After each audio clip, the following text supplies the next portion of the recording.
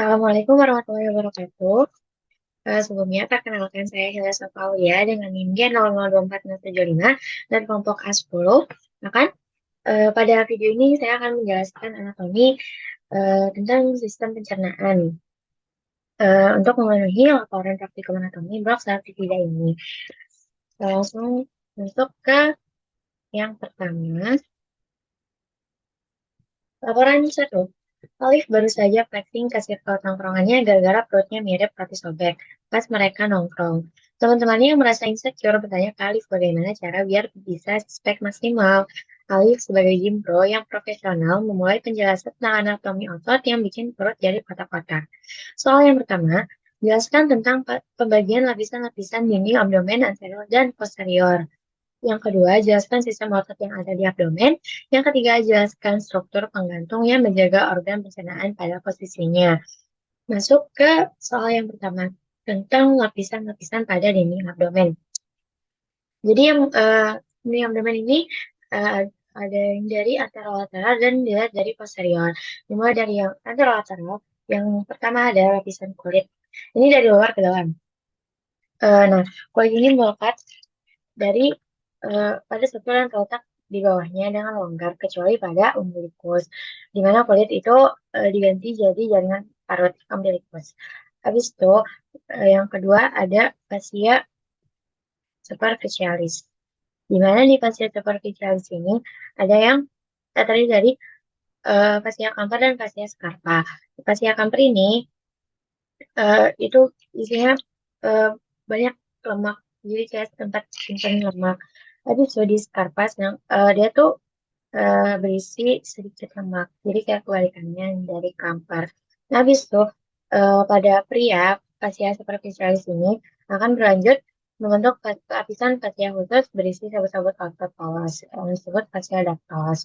Ini terus itu kan tadi pada pria. Sedangkan pada wanita dia lapisan superficialis ini akan eh, menjadi komponen labium majus pudenda. Habis itu lanjut ke fascia profunda. Fascia profunda ini dia lapisan tipis yang berisi jaringan ikat yang menutupi muskulus dan terletak tepat di bagian dalam fascia scarpa.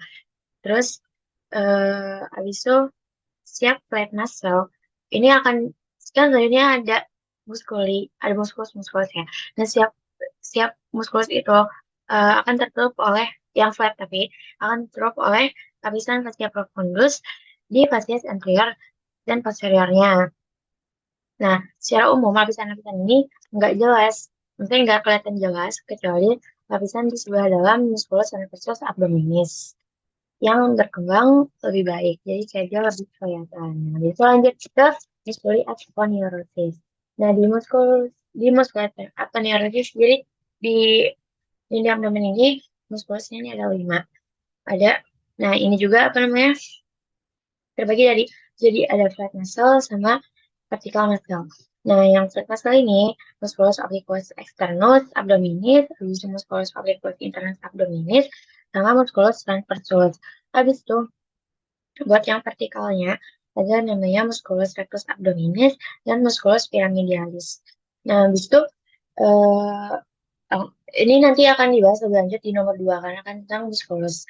Terus habis itu mungkin tambahannya jadi itu ada yang namanya ligamentum inguinal di musculus di musculi aponeurosis ini. Dia tuh ini nih. Pokoknya dia tuh di pinggir gitu ya. Tapi di sini nggak ada ya. Nah, pokoknya dia tuh jadi sebatas bawah aponeurosis musculus obliquus externus abdominis yang membentuk ligamentum inguinal dextra dan sinistra, di mana aponeurosis ini berjalan dari sias ke melipat ke canalis inguinalis gitu. Terus abis itu yang lapisan yang kelima ada fascia transversalis. Fascia transversalis ini lanjutan dari fascia profundus yang membagari cavitas abdominalis dan lanjut ke dalam cavitas pelvis. Nah, dia tuh sama kayak profunda yang tadi. Dia tuh paling terlihat di sebelah dalam musculus transversus abdominis. Habis itu eh habis itu fascia ini berisi apa jaringan lemak. Enggak, itu yang lanjut ke fascia extraperitonealis. Di sini dia isinya jaringan lemak. Terus abis itu kalau misalkan dia berjalan ke anterior tubuh itu disebut preperitoneal. Habis itu kalau misalkan ke posteriornya dia disebut retroperitoneal. Terus abis itu lanjut ke lapisan ketujuh, lapisan yang paling dekat sama organ itu peritoneum parietal. Nah, peritoneum ini dibagi jadi dua. Ada peritoneum parietal sama peritoneum visceral. Nah, yang parietal ini dia yang lapisi bagian dalam dinding abdomen. Dan dia tuh jadi kayak bagian dari lapisan-lapisan abdomen itu. Terus habis itu ada peritoneum visceral, dia itu jadi lapisan yang apa ya, yang langsung membungkus organnya. Terus jadi kayak dia tuh jadi bagian dari organ, jadi dia kayak permukaan organnya. Nah, itu kalau misalkan dia melapisi sebagiannya, dia yang disebut retroperitoneal. Justru kalau misalkan yang seluruh permukaannya disebut intraperitoneal. Nah, justru di antara keduanya tuh kan ada rongga ya. Itu disebut capum peritonei. Nah, itu kalau misalkan dalam keadaan normal itu berisi cairan serosa. Nah, cairan ini berfungsi untuk apa ya, sebagai pelumas gitu lah. Biar kalau misalkan si uh, cairannya bergerak, itu nggak bakal ada gesekan gitu.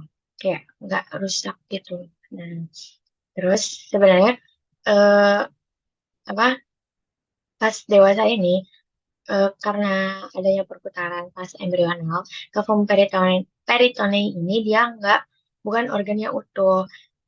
Nah, habis itu eh, dia jadi dua ruangan gitu.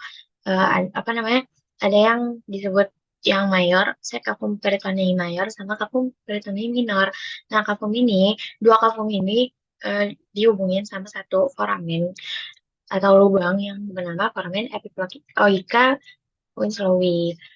Habis itu buat yang posteriornya ini simpel aja pokoknya. Dia mirip lapisannya sama yang anterolateral. Itu yang pertama dari ring dari luar dari ada kulit, habis itu fascia superficialis dorsi, terus habis itu muskulus-muskulusnya ini ada beberapa lapisan gitu, ada empat lapisan. Yang pertama ada muskulus latissimus dorsi, ini dari yang superficial ke profunda ya. Justru yang bagian lebih dalamnya ada musculus obliquus externus abdominis, musculus erector spinae, musculus longisimus dorsi, musculus stratus posterior dan posterior inferior. Habis itu lanjut ke lapisan lebih profundanya lagi, lapisan ketiganya, musculus multifidus sama musculus ada tiga, musculus interspinalis sama musculus obliquus internus abdominis. Habis itu lapisan lebih profundanya lagi ada musculus quadratus lumborum, terus musculus iliopsoas sama musculus necrosus abdominis. Habis itu dalamnya ada fascia extraperitonealis yang berisi lemak sama peritoneum parietal yang membungkus jadi retroparietal maupun intraparietal. So, lanjut ke nomor dua tentang sistem otot yang ada di abdomen. Nah, ini bahasan selanjutnya tentang muskulus-muskulus ya. Jadi kan yang tadi yang kayak dibilang, jadi muskulus di sini tuh ada yang fat muscle sama vertical muscle. Nah, yang di fat muscle ini ada musculus obliquus externus, musculus obliquus internus, sama musculus transversus. Ini externus abdominis, internus abdominis, sama transversus. Terus, nah, oke. Terus abis itu, apa namanya, dia tuh, jadi kan externus ini, dia tuh arah serabutnya disebut interomedial. Karena dia berbentuknya seperti V. Gini ya, set. Nah, terus kalau misalnya internus, dia superomedial, dia bentuk A. Terus abis itu, apa namanya, itu buat fat muscle. Nah, dari urutannya dari superficial ke profunda itu dari musculus obliquus externus abdominis, habis itu musculus internus abdominis, sama musculus transversus abdominis. Nah, terus abis itu selanjutnya buat vertical muscle-nya. Vertical muscle ini ada musculus rectus abdominis sama musculus pyramidialis. Terus abis itu, nah ini dia tuh yang begini kan. Ini kan musculus rectus abdominis ya. Nah dia nih dibagi dua gitu. Jadi tuh ada garis yang di tengah gitu, di tengah-tengah terbentang dari sipoideus, ini kan sipoideus sampai umbilicus gitu. Sampai simfisis pubica.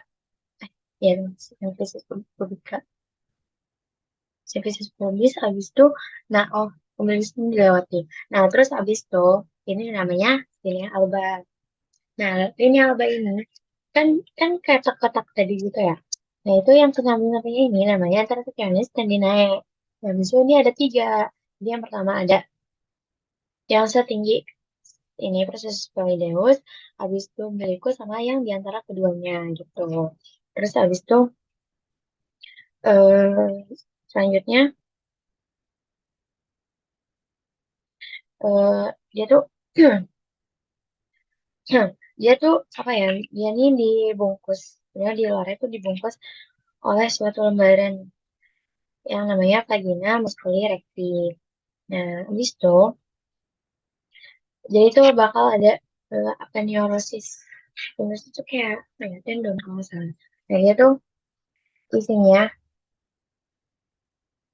musculus rectus abdominis, musculus pyramidalis, patellifera figastica superior, patellifera figastica inferior, sama ujung terminal nervus intercostalis 6 sampai 9 dan nervus subcostalis.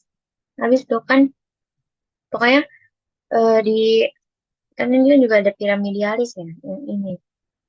Nah ini tuh sebenarnya dia tuh kecil, kecil segini. Bentuknya kan triangular kayak namanya kan piramidalis. Nah, sebenarnya otot ini tuh nggak di setiap orang tuh ada. Jadi itu kayak sekitar 20% orang gitu nggak punya musculus piramidalis ini. Nah, ini tuh letaknya depannya, di depannya rectus abdominis. Terus eh, itu juga termasuk yang dibungkus oleh si vagina musculi recti abdominis tadi. Terus abis itu selanjutnya ada omentum maius. Apa ini? Oh, ini soal ketiga. Kita masuk ke penggantung. Nah, jadi apa sebenarnya salah satu. Nah, ini tuh dia kan dia itu di apa ya?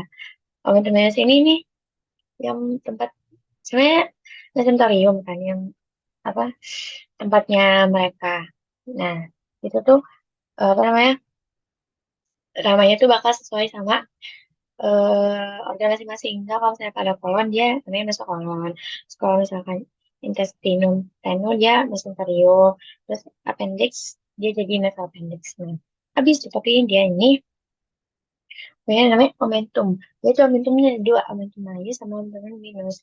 Nah, omentum maius ini dia tuh berasal dari mesenterium dorsalis yang merupakan lipatan peritoneum yang melekat pada curvatura mayor, gaster, dan duodenum pars superior. Jadi aduh, dia tuh di antara gaster sama kayak itu lebih besar.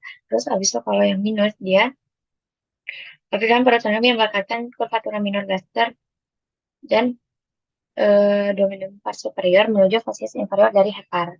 Nah, terus abis itu dalam momentum-momentum ini, dia kan kayak tirai gitu ya, kayak serat gitu. Nah, itu terdiri dari ligamentum-ligamentum. Yang di mayus ada ligamentum gastropenica, ligamentum gastrosplenic, itu ligamentum gastrocolica, habis itu ligamentum splenorenal. Habis itu ligamentum ini, btw di sini gambarnya ini yang ini ya, yang ini sama yang ini. Ini tampak di lateral. Habis itu kalau ligamentum minus ya ada ligamentum gastrohepatica sama ligamentum hepatoduodenal. Tuh. Habis itu lanjut ke laporan 2. Randy adalah seorang mahasiswa yang sangat gemar menghadiri acara makan bersama, terutama di restoran dengan konsep all you can eat. Namun, pada suatu kesempatan, Randy merasa tidak nyaman karena cepat merasa kenyang padahal baru saja mulai makannya. Hal ini membuatnya khawatir ada yang tidak normal dalam sistem pencernaannya. Sebagai teman yang baik, jelasin ke Randy tentang traktus digestif superior, mulai dari mulut sampai lambung, serta gimana kompensasi sphincter dan gerakan pencernaan saat dia lagi makan rakut di all you can eat. Oke, jadi saya di sini aku akan menjelaskan tentang kasus digestif superior ini dari mulut ke lambung gitu kan. Nah, jadi yang pertama ada mulut atau cavitas oris. Nah, jadi itu dia ada yang namanya vestibulum oris ini di antara labium sama dentis sama cavitas oris propria. Habis itu dia nih kalau misalnya buka keluar ini ada yang namanya timaoris lewat timaoris. So kalau misalnya ke dalam ini lewat orofaring melalui isthmus oropharyngealis atau isthmus phaeolicium di mana dia itu tertinggi apa namanya uh, vertebrae PC2 ya PC2. Terus habis itu batas-batasnya yang lihat dari atapnya ada palatum durum sama palatum moli. Terus habis itu di dasar ada diafragma oris dan lingua. Terus habis itu ada lateralnya ada corpus adiposum kayak dan processus alveolaris menurut eksilae. Habis itu di anterior ada lima oris sama di posterior ada isthmus paucium. Habis itu lanjut ke palatum durum. Palatum durum ini dia eh, apa palatum palatum durum ini sebagian maksudnya jadi itu palatum ada dua, palatum durum sama palatum wali. Habis itu palatum durum ini berisi dari kan dua per tiga anteriornya dia Meniscus palatinus osis maxillaris sama sepertiga posteriornya dia berisi lamina horizontalis osis palatini. Habis itu kalau di palatum wali dia nih punya lima musculus. Ada musculus tensor pelipalatini, musculus levator mana ya? Musculus levator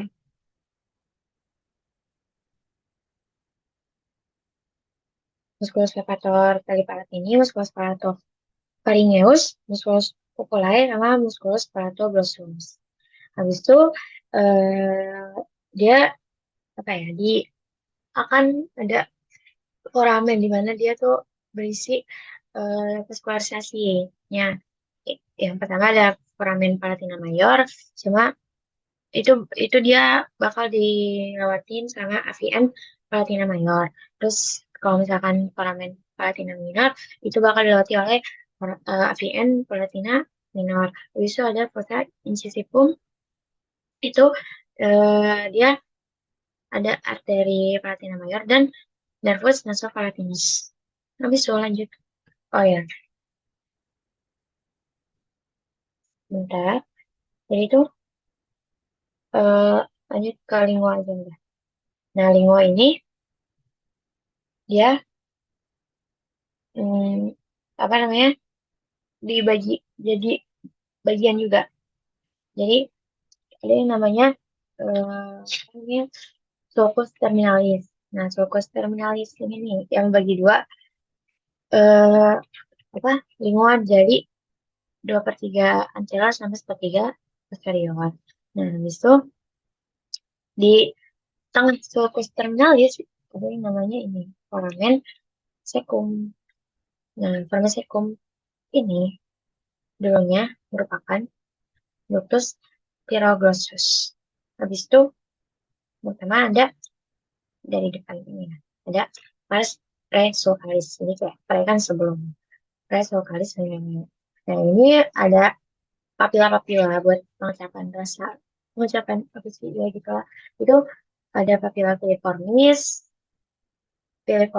uniformis, palata atau circumpalata yang gede ini sama ya foliate. Nah, itu di pars postvokalis minua, yang di belakangnya ada Lica glossopepiglotica mediana. Itu dia refleksi mukasanya ke arah epiglotis. Hmm. Habis itu Kalau plica glossoepiglottica lateralis, dia refleksinya ke lateral. Terus abis itu ada pelecula epiglottica, dia tuh cekungan di antara kedua plica atas. Nah, ini dia sering terjadi, sering tempat apa ya, benda tumpul menelan. Jadi so kalau yang tempat benda tajam buat tertelan itu ada di fossa piriformis. Tuh. Habis itu untuk otot-otot dari lingua ini, jadi lingua ini punya otot externus dan internus. Dimana fungsinya beda gitu. Yang eh externus, ekstrinsik sama intrinsik. Nah, kalau misalkan yang ekstrinsik, dia ini terdiri dari musculus genioglossus, hyoglossus, spiloglossus, sama palatoglossus. Nah, terus buat intrinsiknya dia untuk longitudinalis superior, longitudinalis inferior, musculus transversus linguae, sama musculus verticalis linguae. Terus buat refusnya, apa inervasinya, buat 2/3 anteriornya, 2/3 anterior ini. Jadi ini ada yang spesial sama yang general. Nah, yang general nih buat yang merasakan sakit, merasakan kayak gitu. Terus kalau misalkan yang spesial nih buat merasakan rasa-rasa asam pahit gitu. Nah, terus kalau yang di 2/3 anteriornya, ini yang generalnya oleh nervus 5,3 atau nervus mandibularis. Terus habis itu buat yang spesialnya dia nervus 7 atau nervus spesialis. Habis itu buat yang di sepertiga posteriornya dia yang general maupun spesial sama-sama dari nervus 9 dan 10. Gasoparengal sama vagus ya. Terus buat arterinya ada arteri linealis, cabang arteri carotis interna, habis itu arteri facialis sama arteri pharyngeus ascendens. Terus buat venanya ada vena lingualis dorsalis sama vena profundalis lingualis. Terus habis itu ada glandula salivaria. Nah, ini tuh apa ya? Jadi tuh ada dua kan. Jadi tuh ada yang mayors, ada yang minores. Nah, yang minus tuh kayak dikit, banyak gitu. Maksudnya kayak kecil banyak gitu. Nah, buat yang mayornya, ini ada 3. Glandula parotidia, terus abis itu glandula submandibuloris, sama glandula subingualis. Habis itu orofaring masuk sini aja ya.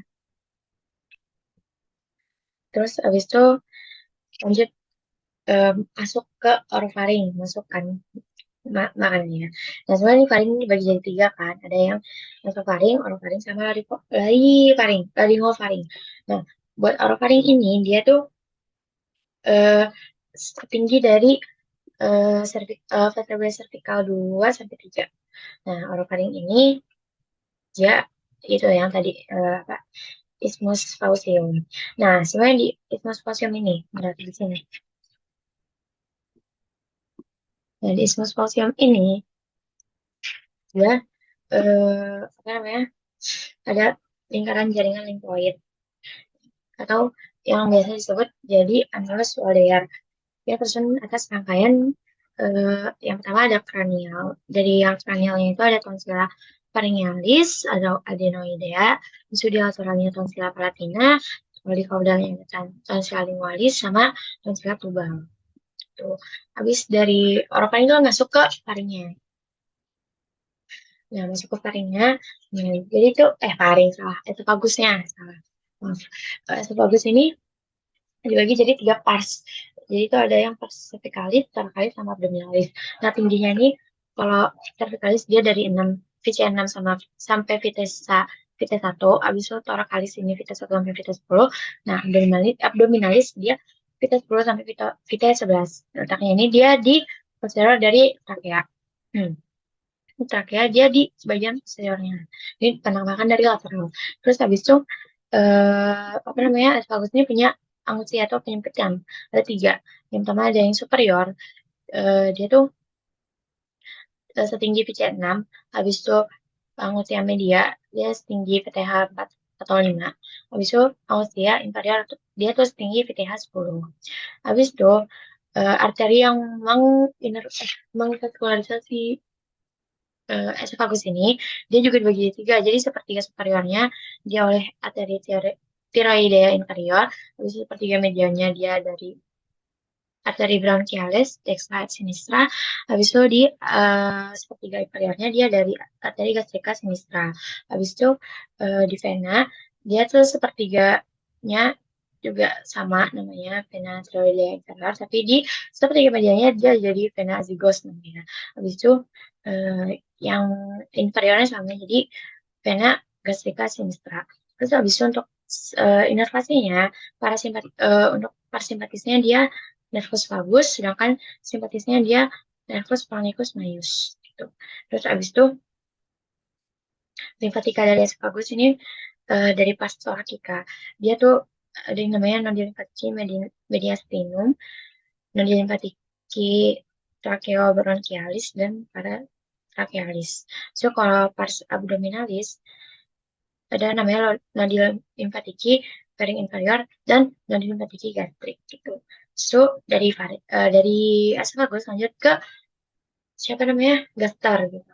Nah, habis itu jadi tuh di antara mereka ini ada yang namanya LS atau lower esophageal sphincter gitu.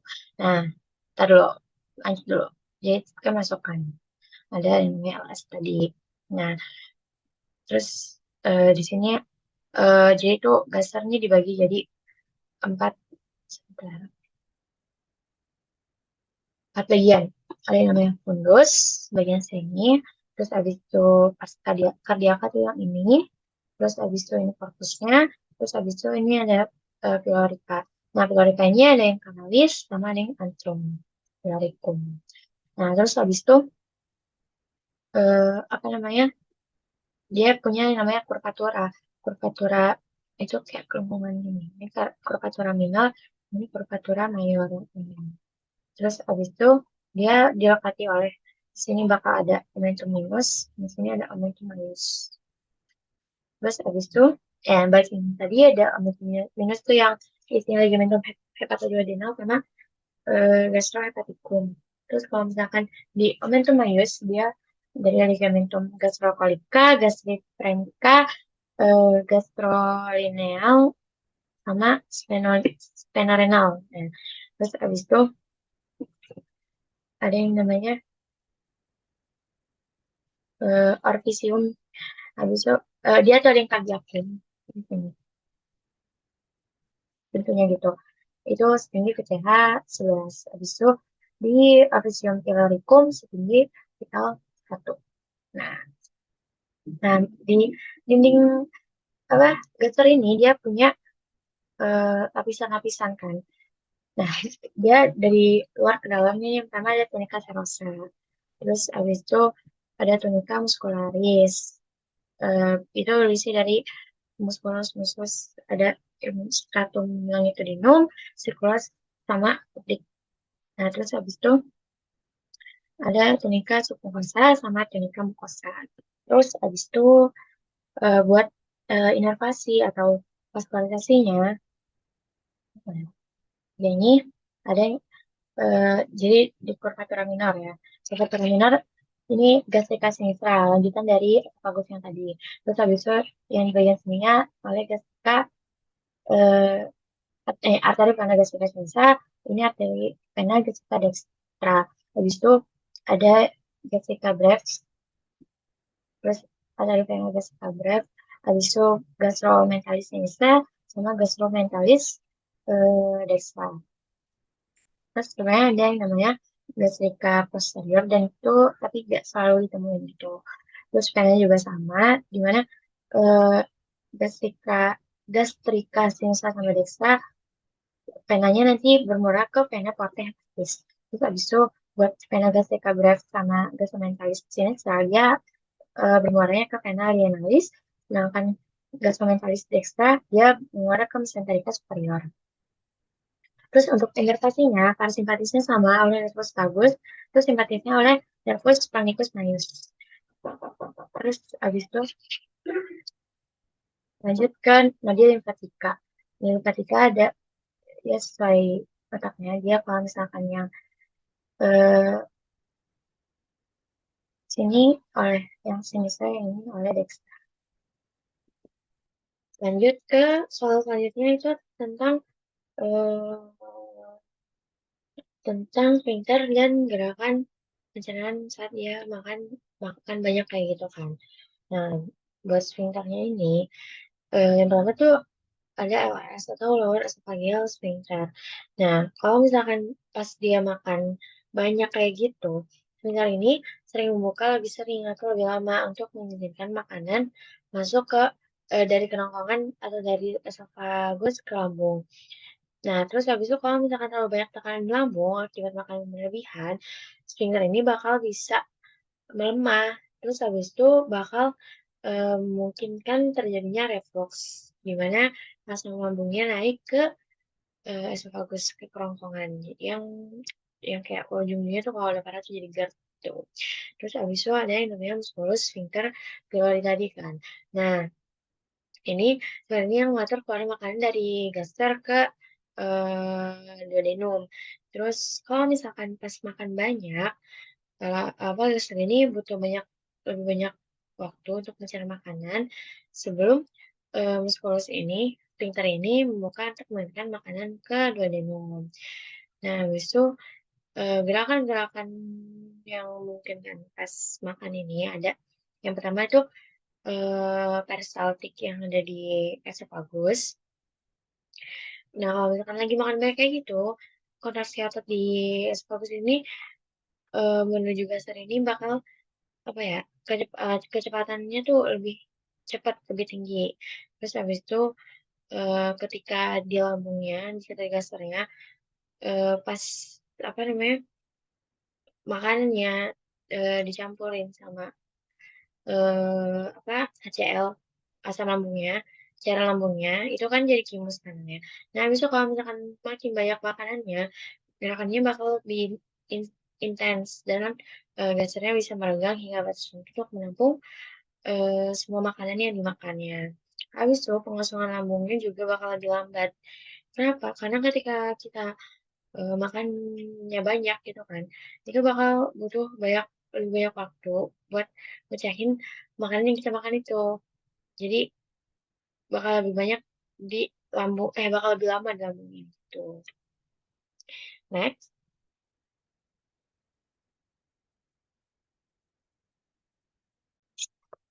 Selanjutnya laporan 3. Anda seorang mahasiswa tingkat akhir masih nyaman setelah mengonsumsi makanan cepat saji selama sebulan penuh karena kesibukan menyelesaikan skripsi. Ia sering mengalami perut kembung, rasa tidak nyaman di bagian bawah perut, dan gangguan buang air besar. Dalam obrolan ringan di kampus, Anda mengeluh pada Anda. Sebagai teman yang baik, jelaskan kepada Anda tentang takut tiga sifat inferior. Yang pertama, jelaskan tentang perbedaan genome. Nomor dua, jelaskan struktur bangunan di kolon. Yang ketiga, jelaskan struktur anatomi yang berhubungan dengan pengeluaran feses. Eh, yang pertama tentang perbedaan dari genome dan ileum. Di genome ini lokasinya terletak di regio umbilicalis. Terus kalau misalkan ileum ini terletak di kanan bawah kafum abdomen pelvis. Terus untuk panjang, genomnya sekitar 2,5 meter, sedangkan genome lebih panjang sekitar 3,4 meter. Untuk diameter, genome lebih besar, sedangkan ileum lebih kecil diameternya. Suhu dindingnya, genome lebih tebal, sedangkan ileum lebih tipis. Vaskularisasinya lebih banyak di genome dan di ileum lebih sedikit. Warnanya lebih merah. Kenapa? Karena vaskulasinya tadi banyak, jadi banyak darah yang mengalir di genome itu. Sedangkan warna di ileum itu lebih pucat. Terus abis itu pasar rektal di genome ini lebih panjang-panjang, sedangkan di ileum ini lebih pendek. Terus arkadesnya hanya 1 sampai 2 tingkat, sedangkan di ileum ini arkadesnya bertingkat dan kompleks. Terus PR space-nya sedikit atau beberapa, sedangkan di ileum ini banyak. Terus abis itu ini ya aparatnya dari gambarnya. Kayak arkadenya ini lebih bertingkat-tingkat kan ileum. Dengan terus ini diameter lebih kecil, ini lebih besar.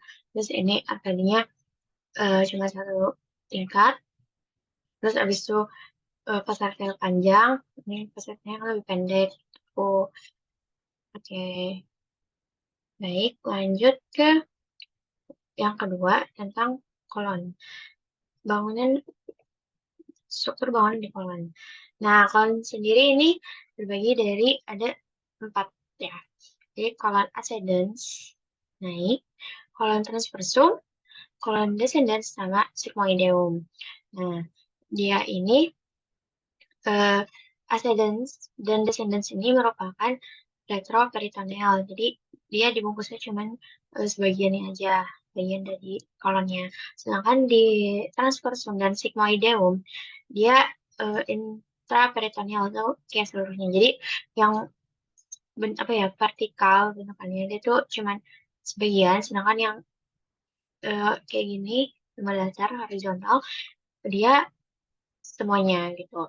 Terus abis itu mulai dari kolon ascendens. Dia apa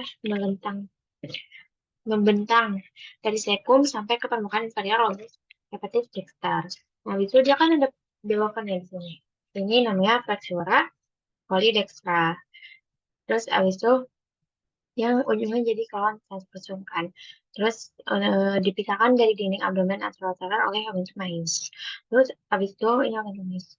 Terus abis itu apa namanya? Garing masuk kolon. Iya. Iya, deng masuk kolon. Ini tempat melekatnya. Terus abis itu untuk vaskularisasinya di kolon descendens ini oleh arteri leokolika et arteri kolika dextra. Dari dia tuh cabang dari arteri mesenterica superior. Terus venanya bermuara ke vena mesenterica superior. Terus inervasinya parasimpatisnya oleh nervus vagus dan simpatisnya oleh nervus splanchnicus minor. Terus lanjut ke kolon transversumnya. Kolon transversum ini dia berjalan menjelang abdomen mulai dari flexura coli dextra sampai flexura coli sinistra. Jadi dari belokan ini ke belokan ini. Nah, terus habis itu untuk vaskularisasinya dia 2/3 maksimal oleh arteri kolika media cabang arteri mesenterica superior. Sedangkan sepertiga distalnya arteri kolika sinistra cabang arteri mesenterica inferior. Terus abis itu untuk venanya berarti arteria yang sesuai dan bermuaranya ke vena mesenterica superior dan vena mesenterica inferior. Untuk inervasinya, sepertiga proksimal oleh itu simpatisnya itu spondylus minor, sedangkan yang sepertiga distalnya oleh spinal lumbalis. Terus buat parasimpatisnya 2/3 proksimal dia dua apa nervus masih nervus pagus, sedangkan sepertiga distalnya oleh nervus planici pelvici itu. Terus abis itu dari kan dari flexura sini flexura colidex sinistra lanjut ke bawah ada yang namanya colon descendens. Colon descendens ini terletak pada kuadran kiri atas dan bawah. Berjalan ke bawah dari flexura coli sinistra sampai ke pinggir pelvis. Terus sorry. Terus abis itu vaskularisasinya arterinya oleh arteri kolika sinistra et arteri sigmoideae. Ini cabang dari arteri mesenterica inferior. Terus pemisahan venanya sama kayak arterinya dan bermuara ke vena mesenterica inferior. Untuk limfasinya lanjut simpatisnya oleh nervus lumbalis, sedangkan buat apa namanya parasimpatisnya dia nervus planici pelvici. Habis itu lanjut ke sigmoideum. Dia ini penggandungnya oleh mesokolon sigmoideum. Terus dari sigmoideum ini yang selanjutnya akan lanjut ke rektum. Terus abis itu vaskularisasinya arterinya oleh arteri kolika sinistra dan arteri sigmoidea. Cabang arteri mesenterica inferior. Terus abis itu venanya vena sigmoidea dan mengarah ke vena mesenterica inferior. Inervasinya sama, simpatisnya oleh nervus pangalumbalis, sedangkan parasimpatisnya oleh nervus planici pelvici. Habis itu eh, di di koloni ini ada yang namanya Taenia coli. Dia dibentuk oleh stratum longitudinal tunica muscularis yang tidak membentuk lapisan yang utuh dan kontinu menutupi seluruh permukaan. Nah, Taenia ini ada 3. Jadi ada yang namanya Taenia mesocolica, Taenia aumentalis, sama Taenia libera. Taenia mesocolica ini tempat melekatnya mesokolon. Terus abis itu pada kolon transversum terdapat pada bagian dorsal, sedangkan pada colon ascendens dan descendens terletak di medial. Terus habis itu ada yang namanya taenia orbitalis. Dia tempat pelekatan dari omentum maius. Pada colon transversum terletak di ventral, sedangkan pada colon ascendens dan descendens terletak di bagian lateralnya. Terus abis itu, jadi kayak lanjut gitu guys. Terus abis itu taenia libera dia tuh nggak dilekati oleh bambu. Terus selanjutnya nomor 3. Nomor 3, sebenarnya sebenarnya anatominya berhubungan dengan pengeluaran feses. Ini sebenarnya menyangkut rektum dan juga anus ya. Jadi rektal anal. Yang pertama ada rektum dulu. Rektum ini eh, dia di sisi luar ya terdapat flexura sacralis dan flexura perinalis. Nah, di ini saat defekasi flexura menjadi tegak dan feses kita bergerak ke anal kanal. Jadi kayak bisa turun. Terus abis itu sisi dalamnya atau di bagian tunika mukosa terdapat lipatan-lipatan transversal yang disebut Plicae transversalis recti atau yang namanya disebutnya Houston. Nah, di bawah lipatan ini itu mengalami dilatasi membentuk ampula recti terletak langsung di atas dan didukung oleh diagram pelvis. Nah, habis itu ampula recti yang tadi ini dia tuh punya apa ya bisa berelaksasi. Dan karena dia tuh fungsinya untuk menerima dan menahan akumulasi massa feses sampai dengan saat buang air besar. Hal ini menjadikan ampula rekti jadi kayak paling penting dalam mempertahankan kontinensi tinja. Jadi kayak apa ya, dia tuh sebelum si fesesnya ini keluar, ditahan dulu sama si ampula rekti ini. Sampai kayak, makanya kan numpuk dulu, baru kalau misalkan udah waktunya keluar, dia keluar.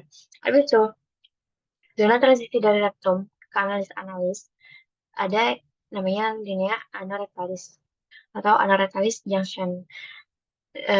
Dia tuh apa ya? Dibedainnya ada perubahan dari Plicae transversalis recti jadi Plicae longitudinal ada kanal tuh. Terus abis itu ini, oke, ini gitulah. Terus abis itu lanjut ke kanalis analis.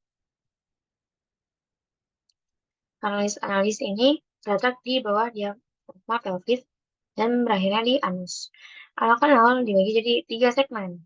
Pertama ada yang namanya zona columnaris, terdiri dari lipatan longitudinal. Columnaris analis yang terbentuk dari corpus cavernosum. Nah, dia tuh punya epitelnya masih epitel kolomnar atau kuboid. Terus selanjutnya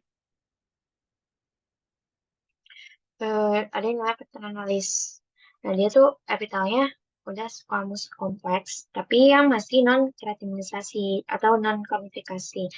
Dia tuh apa ya kalau di purple tuh jadi kayak kayak apa ya putih-putih gitu loh. Dan namanya zona alba.